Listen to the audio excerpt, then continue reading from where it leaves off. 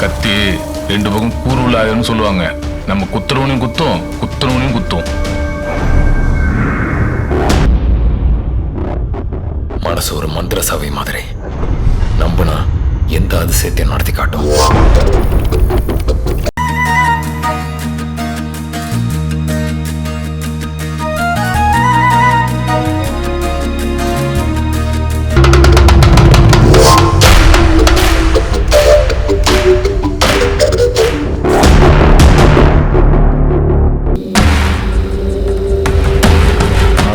பேருக்கும் ஆட்டம் காட்டிட்டு அவன் தப்பிச்சிருக்கான்னா வேலைக்காரன் மட்டும் இல்லை, மூலக்காரனும் இருப்பான்.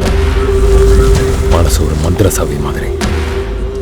நம்பினா எந்த அதிசயத்தை நடத்தி காட்டும். இதுக்கு முன்னால நீ பண்ண பாவத்துல மிச்சம் இருக்கிற ஏதோ ஒண்ணு உன் பின்னாலே துரத்தி உன்னை ஒன்னும் இல்லாம பண்ணிட்டா. தர்மம் அதர்மத்தை பத்தி களத்தில் நின்று யோசிச்சா ஜெயிக்க முடியாது.